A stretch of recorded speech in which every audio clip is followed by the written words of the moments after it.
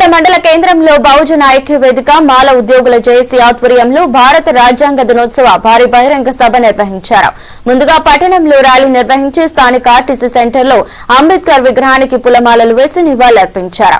అనంతరం ఏర్పాటు చేసిన బహిరంగ సభలో మాజీ ఐఏఎస్ అధికారి విజయ్ కుమార్, మాజీ కేంద్ర మంత్రి చింతామోహన్, రాజ్యాంగ రక్షక దళ్ వ్యవస్థాపక అధ్యక్షులు రచయిత, గాయకుడు రేంజర్ల రాజేష్, గెజిటెడ్ మాల ఉద్యోగుల కార్యదర్శి శ్రీనివాసరావు, మాల ఉద్యోగుల సంక్షేమ సంఘం రాష్ట్ర అధ్యక్షుడు అశోక్ బాబు, బహుజన ఐక్య వేదిక రాష్ట్ర అధ్యక్షుడు మీజూరు మాధవ్, గౌరవ అధ్యక్షుడు దాసరి సుందరం తదితరులు పాల్గొని ప్రసంగించారు. వర్గీకరణ పేరుతో ఆంధ్ర, తెలంగాణ ప్రభుత్వాలు మాలలకు అన్యాయం చేశాయని విమర్శించారు.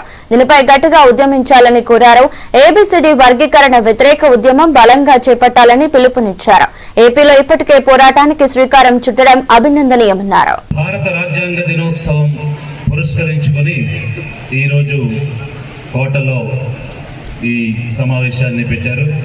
ముఖ్యంగా రాజేష్ రెండు రాష్ట్రాల్లో ఒక అవేర్నెస్ బాబాసాహెబ్ ఇచ్చినటువంటి educate, organize, agitate 3 cardinal principles, వాటిని తన భుజస్కంధాలు పెట్టుకుని రాష్ట్రాలు తిరిగి అవగాహన పెంచుతూ, ఆర్గనైజ్ చేస్తూ, అవసరమైతే పోరాడి సాధించాలనేటువంటి తపనతో పనిచేస్తున్నటువంటి రాజేష్ని ప్రత్యేకంగా ఆహ్వానిస్తూ ఒక కంచు కోటను నిర్మించుకునే సంకేతాన్ని ప్రభుత్వానికి మనం పంపించాలా?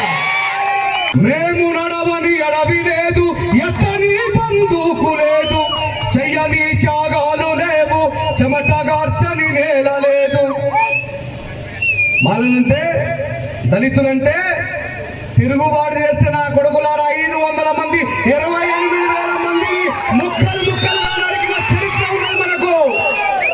90,000 మంది, 1 కోటి మంది వరకు ఉన్నటువంటి వ్యక్తులు ఎందుకు బలహీనపడుతున్నామంటే మన లోపల ఒక సంకల్పం లేదు. ఈ ఆంధ్రప్రదేశ్ లో 29 దళిత నియోజకవర్గాలు ఉన్నాయా లేవా? ఏ ఒక్కడైనా బాబాసాహెబ్ అంబేద్కర్ గారి దగ్గర విజయవాడలో చెత్తను వేస్తే మాట్లాడిందా?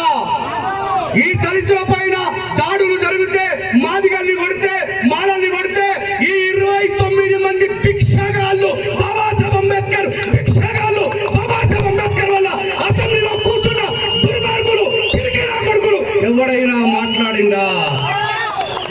మరి గట్లాంటోళ్ళని మనము అందరం ఎక్కిస్తే మన సమాజానికి న్యాయం జరుగుతుందా?